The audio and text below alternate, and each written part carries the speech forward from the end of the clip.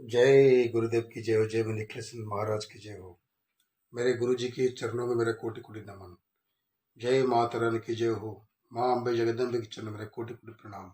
बगला मुखी माता के चरणों में मेरे कोटि कोटि प्रणाम। जय महाकाली महालक्ष्मी महासरस्वती माता की जय हो। मित्रों, आज हम बात करते हैं, आपको मैं कथा सुनाने जा रहा हूं महादेव जी के। मुख्यतः महादेव जी के 84 रूप हैं, 84। उनमें से सबसे पहला रूप होता है कुटुंबेश्वर महादेव। कुटुंबेश्वर महादेव कौन है, क्या है? कुटुंबेश्वर महादेव से हमें क्या प्राप्त होता है? जब जमाने में एक बार समुद्र मंथन हो रहा था तो एक तरफ क्षीर समुद्र में जब मंथन हो रहा था तो एक तरफ अमृत निकल रहा था, दूसरी तरफ जहर निकल रहा था। जैसे समुद्र मंथन से जहर निकला तो सभी घबरा गए, बोला अरे इतना जहर आ रहा, क्या करें? अरे सब तो मर जाएंगे बाबा, अरे बाबा कोई भी जिंदा नहीं रहेगा, कोई भी जिंदा नहीं रहेगा, मर गए सब। ओहो, हे भगवान बचाओ सबको, जहर निकल रहा है समुद्र मंथन से, कोई नहीं बचेगा, सब मर जाएंगे, मर जाएंगे, सब मर जाएंगे। हाहाकार मच गया सभी देवी देवताओं के अंदर। तो क्या हुआ? सभी ने महादेव जी के पास चले, महादेव से बोले, हे महादेव, आप तो देवों के देव महादेव है, आप ही बचा सकते हैं। समुद्र मंथन से जहर निकल रहा है, कोई नहीं बचेगा जहर के प्रकोप से, आप ही बचाओ। तभी क्या हुआ? महादेव जी ने मोर का रूप लेकर, मोर पंख का रूप लेकर वहां पर आकर पहुंच गए, और वो जो जहर था निकला था समुद्र मंथन से, उस जहर को अपने मोर पंख रूप चेहरे के गले के ऊपर रख दिए। वो जहर इतना गर्मी था, भगवान भी सहन नहीं पाए, महादेव जी भी सब सहन नहीं पाए।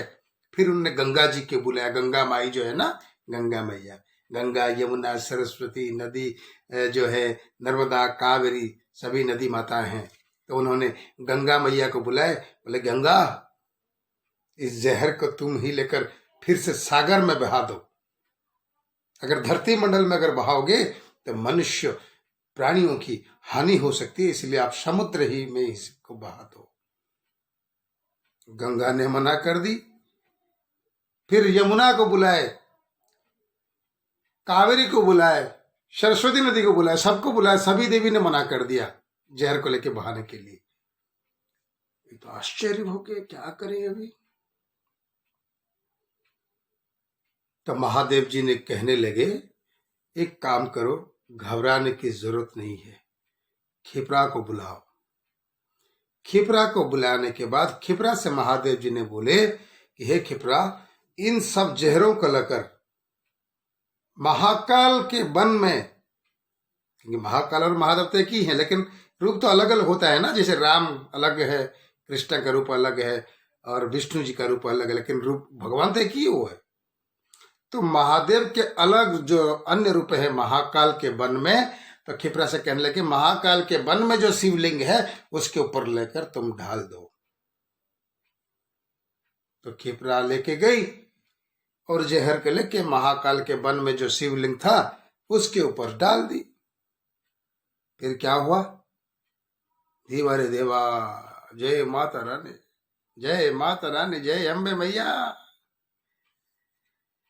जो भी उस लिंग की दर्शन करने आते थे, लिंग की दर्शन करने के बाद वहां पर ही मर जाते थे, मौत की घाट पर उतर जाते थे।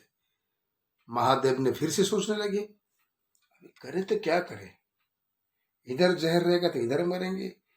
महाकाल के वन के लिंग के ऊपर जहर डाला था, उसको लिंग को जो दर्शन करने आता है वो भी मर जाता है।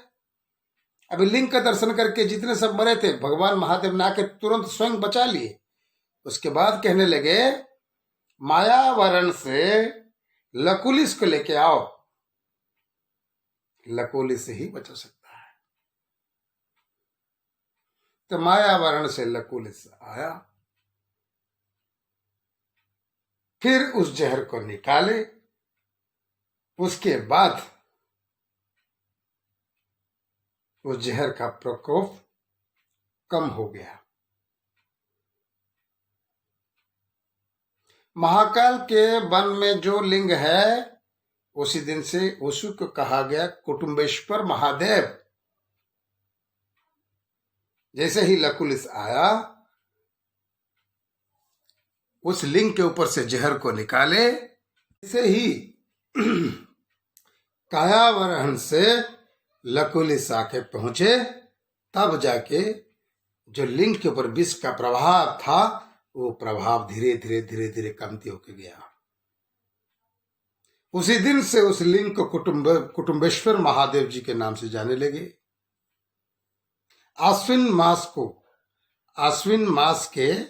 आश्विन महीने के शुक्ल पंचमी को जो कोई व्यक्ति उस लिंग के दर्शन करता है, कुटुंबेश्वर महादेव को, अब यकीन नहीं करेंगे, आपके घर में धन की वृद्धि होगी, कुटुंब की वृद्धि होगी, सब कुछ वृद्धि होगी। उसी दिन से कुटुंबेश्वर महादेव की उत्पन्न हुई थी। अगर मैं आपको कहूं ये करो वो करो, आप करेंगे नहीं, तो वृद्धि कहां से होगी?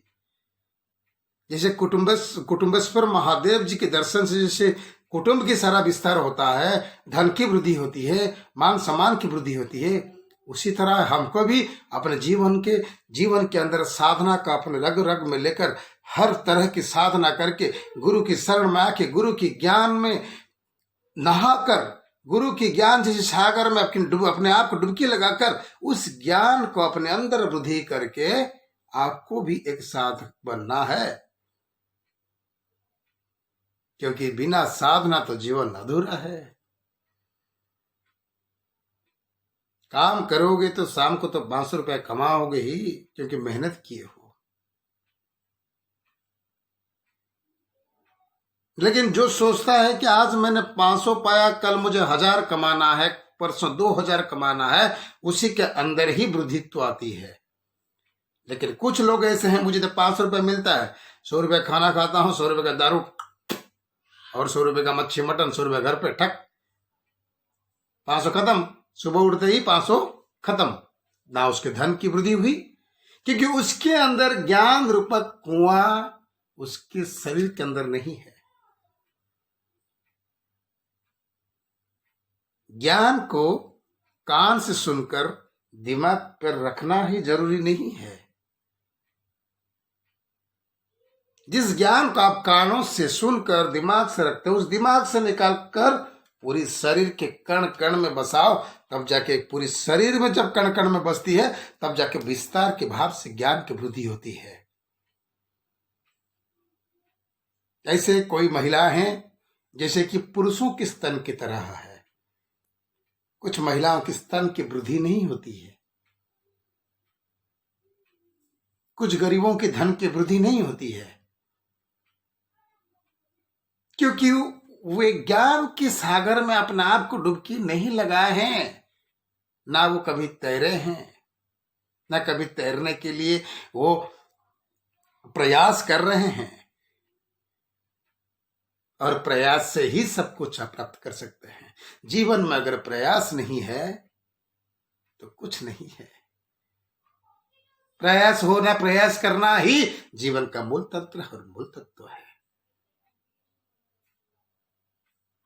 आप सोचते हैं जब आपके बगीचा में, घर के पिछवाड़े में जब पेड़ लगाते हैं तो आप उसको क्या करते हैं? सुबह पानी देते हैं, शाम को पानी देते हैं। क्यों देते हैं? क्योंकि आपके मन में आपने ठान लिया है कि आम के पेड़ को अगर हम सुबह शाम पानी दाना सब कुछ देंगे तो ही आम का पेड़ में वृद्धि होगी, और पूरे जब पेड़ बड़ी होकर वृद्धि होकर बड़ी होगी तो आम के पेड़ में आम फलेंगे, तब हम खाएंगे। अगर आप जिस दिन सोच लेंगे नहीं आम का तो पेड़ लगा हुआ है, हमको क्या करने का, जब वृद्धि होगा तब खाएंगे, तो आपकी जीवन गुजर जाएगी और आम का पेड़ बड़े होते होते आप मर जाएंगे। मेरा कहने का मतलब यह है कि आपको हर चीज में अपना आसक्ति भाव रखना है, दृढ़ भावना रखनी है कि हमें ये करना है, तो करना है। हमेशा मैं आप लोगों के पास यही प्रयास करके आता हूं कि आप लोग के जीवन में साधना संपन्न करिए। बिना साधना के जीवन अधूरा है। मरने के बाद भी आप जवाब नहीं दे पाओगे कि आपने क्या किया था। क्या जवाब दोगे आप मरने के बाद, मुझे बताओ। जब आपके कर्म अच्छे होंगे तब आप ऊपर बच पाओगे। अगर आपके कर्म अगर खराब हो तो आपको ऊपर यमराज भी नहीं छोड़ेगा।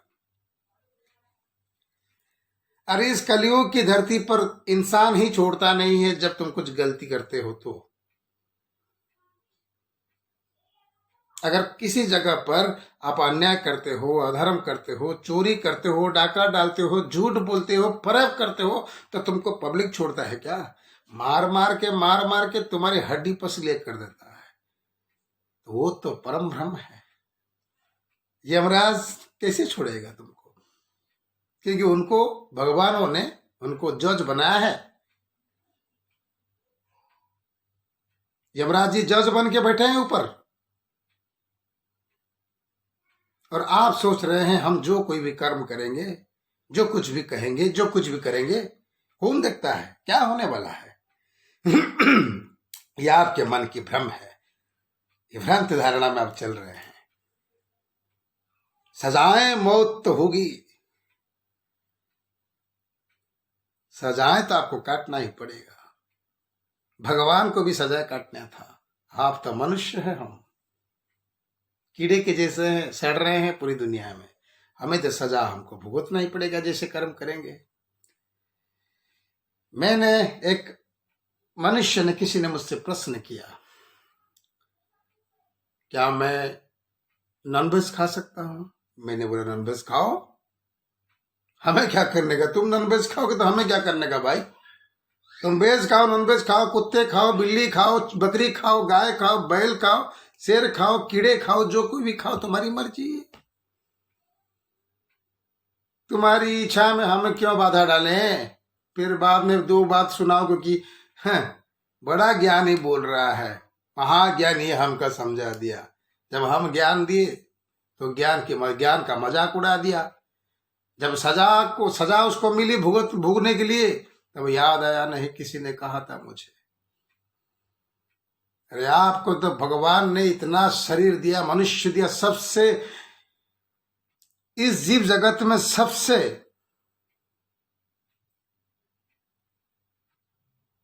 ज्ञानी प्राणी, बुद्धिमान प्राणी को किसको दिया? मनुष्य को।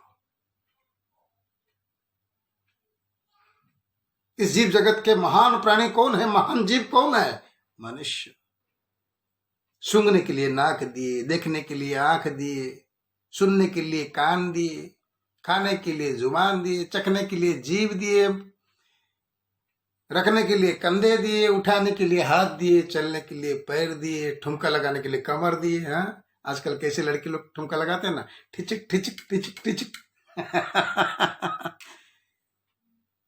वो ठुमका भी ठुम हो जाएगी। तो मित्रों, मैंने उससे कहा कि एक काम करो, तू नॉनवेज छोड़ दे। उसने कहा क्यों गुरुजी नॉनवेज छोड़ दूं? बेटा नॉनवेज क्या है? किसी का मांस खाद्य होता है। जब वो बकरी को काट के हलाल करते, वो तो मरेंगे, तुम भी उसके साथ क्यों मरना चाहते हो? अरे एक आदमी ने चोरी किया तो तुम भी चोरी करोगे क्या? वो बेशर्म है तो तुमको भी बेशर्म बनना है क्या? वो बकरी हलाल किया तो तुमको क्या करने का? वो हलाल किया तो उसको खाने दो। तुमको क्यों पड़ी है खाने के लिए भाई? बता, तुमको क्यों पड़ी है खाने के लिए? वो मुर्गी काटा तो तुमको क्यों पड़ी है? उसका मुर्गी खाने दो ना। वो मुर्गी काट के उसने क्या अच्छा किया? अच्छा किया? नहीं अच्छा किया। मनुष्य ने मुझसे एक बात पूछा, गुरुजी अगर समुद्र की मछलियों को हम नहीं खाएंगे तो समुद्र में मछली कहाँ जाएंगे? बकरी को अगर हलाल करने वाला काटेगा नहीं तो बकरी कहाँ रहेंगे? मुर्गी को अगर हम नहीं खाएंगे तो मुर्गी कहाँ जाएंगे? मैंने बोला हमने ठेका रखे है क्या? हमने ठेका लेके रखा है क्या? कौन किधर जिएगा? अरे खुद के गांड के पीछे तो कपड़े फटे हुए हैं, तुम अपने कपड़े के सिलाओ, दूसरे कपड़े की दूसरे बाद में चिंता करोगे। तुम्हारे अंदर तो पहले ज्ञान भरो, उसके बाद दुनिया को ज्ञान प्रदान करोगे। तुम्हारे अंदर तो ज्ञान की महिमा की कमी है, तुम किसको ज्ञान प्रदान बांट रहे हो? तुम्हारी मौत के बाद जब ऊपर जाओगे नरक में, यमराज बोलेगा, अरे चित्रगुप्त, चित्रगुप्त बोलेगा यमराज से, यस महाराज जी, आपने कुछ बोले क्या? अरे तेरे को दिखता नहीं है, कमीना मर के आया ऊपर, इसका फाइल खोल, खोल दे फाइल, खोल फाइल खोल। जय माता रानी की जय हो, जय मेरे सतगुरुदेव की जय हो। चित्रगुप्त, चित्रगुप्त क्या करेगा? महाराज की तो आज्ञा मानना ही पड़ेगा। जाएगा, फिर उधर कंप्यूटर रहेगा, HP का कंप्यूटर है या लेनोवो का कंप्यूटर है, क्या कंप्यूटर मुझे मालूम नहीं, लेकिन उसका कंप्यूटर है। उनकी कंप्यूटर में वो फीडिंग करते हैं, नीचे देखकर कौन क्या करता है। फिर लिस्ट निकला, महाराज जी ये अमुक नाम का व्यक्ति जो आया है, इसने भरपूर के मांस खाया है, इतना मांस खा खा के जिंदगी गुजारा है, पूछो ही मत। यमराज से पूछते हैं, मांस खाया, हरि का नाम लिया है क्या? हरि का नाम कहां से लेगा वो? चित्रगुप्त कहते हैं यमराज से, महाराज जी ये तो मांस, मच्छी मदिरा, मच्छी मटन खाने वाला आदमी हरि का नाम कहां से लेगा? और जो हरि का नाम लेगा मच्छी मटन खा के, वो भी बहुत बड़ा पापी, उससे कोई बड़ा नहीं है। जय माता रानी की जय हो, जय मेरे गुरुदेव जी की जय हो, सदगुरुदेव निखिलेश महाराज की जय हो। मांस मदिरा खाने वाला आदमी के मुंह में हरि का नाम शोभा लगेगा क्या? कभी आप बोलिए मुझे। जय मेरे सदगुरुदेव निखिलेश महाराज की जय हो, जय मेरे माता रानी की जय हो। अरे एक काम करो, चित्रगुप्त कहते हैं यमराज से, महाराज इसकी सजा क्या है? यमराज कहने लगे, सजा क्या है? इसने अगर जीवन भर मांस मदिरा खाया है तो एक काम करो, इसके हाथ को काट दो और उसको मुंह में डाल दो।